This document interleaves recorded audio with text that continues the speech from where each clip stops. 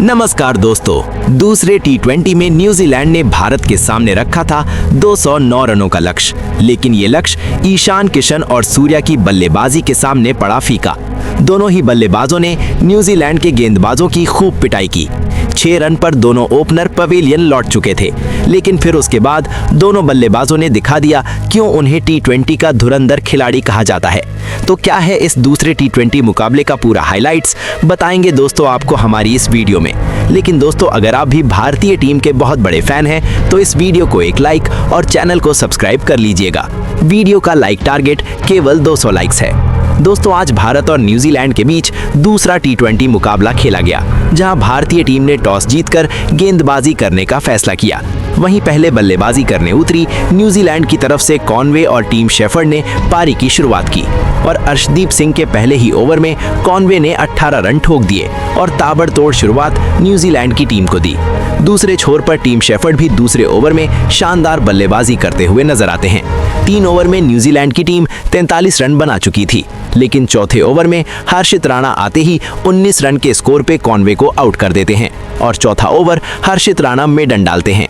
फिर उसके बाद रचिन रविंद्रा बल्लेबाजी के लिए आते हैं, लेकिन 5वें ओवर में वरुण चक्रवर्ती भी आते ही 24 रन के स्कोर पे अच्छी बल्लेबाजी कर रहे टीम शेफर्ड को आउट करके 43 रन के स्कोर पे बैक टू बैक न्यूजीलैंड को दूसरा बड़ा झटका भारतीय टीम देती है। फिर उसके बाद रचिन रविंद्रा का साथ निभाने डैरिल में चलाते हैं और इन दोनों के बीच बेहतरीन पार्टनरशिप होती है। अच्छा स्टार्ट मिलने की वजह से दोनों बल्लेबाज टिक कर बल्लेबाजी करते हुए स्कोर को आगे बढ़ाते हैं, लेकिन तभी कुलदीप यादव ग्लेन फिलिप्स को 19 रन के स्कोर पे आउट कर देते हैं और 98 रन के स्कोर पे न्यूजीलैंड को तीसरा बड़ा झटका लगता है। फिर उसके बाद यहाँ पे रचिन रविंद्रा का साथ निभाने डैरिल में चलाते हैं और इन दोनों के बीच में बेहतरीन पार्टनरशिप होती है। रचिन रविंद्रा 8 छोर पर ताबड़तोड़ अंदाज में चौके लगा रहे थे। दोनों ही बल्लेबाजों ने न्यूजीलैंड के स्कोर को 120 के पार पहुंचाया, लेकिन तभी शिवम दुबे डैरिल मिचेल को 18 रन के स्कोर पे आउट कर देते हैं और 125 रन के स्कोर पे न्यूजीलैंड को चौथा बड़ा झटका लगता है। फिर उसके बाद रचिन रविंद्रा का साथ निभाने चैपमैन आते हैं और इन दोनों की पार्टनरशिप विलंब में नहीं टिक पाती। रचिन रविंद्रा 44 रन के स्कोर पे कुलदीप यादव का शिकार हो जाते हैं और 129 रन के स्कोर पे न्यूजीलैंड का 5वां विकेट गिरता है। फिर उसके बाद चैपमैन और कप्तान मिचेल सेटनर के बीच बेहतरीन पार्टनरशिप होती है। चैपमैन एक छोर पर धीमी बल्लेबाजी कर रहे थे, लेकिन दूसरे छोर पर सेटनर शानदार चौके लगा रहे थे, लेकिन तभी हार्दिक पांड्या चैपमैन को 10 रन पे आउट कर देते हैं।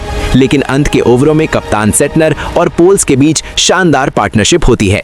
दोनों ही बल्लेबाज न्यूजीलैंड के स्कोर को अंत के ओवरों में 200 प्लस तक पहुंचाते हैं और न्यूजीलैंड की टीम 20 ओवर में 208 रन 6 विकेट के नुकसान पर बनाती है। सेटनर 47 गेंदों पर 47 रनों की नाबाद पारी खेलते हैं। जवाब में 209 रनों के विशाल लक्ष्य का पीछा करने उतरी भारतीय टीम की तरफ से सैमसन और अभिषेक शर्मा पारी की शुरुआत करते हैं। सैमसन एक शानदार लगाते हैं, हालांकि वो कैच छूटने की वजह से 6 हो जाता है, लेकिन पहले ही ओवर में वो 6 रन बनाकर मैट हेनरी का शिकार हो जाते हैं और 6 रन के स्कोर पे भारत को पहला बड़ा झटका लगता है।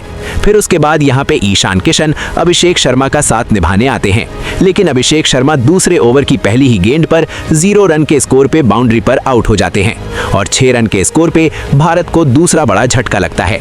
फिर उसके बाद ईशान किशन का साथ निभाने सूर्य कुमार यादव आते हैं।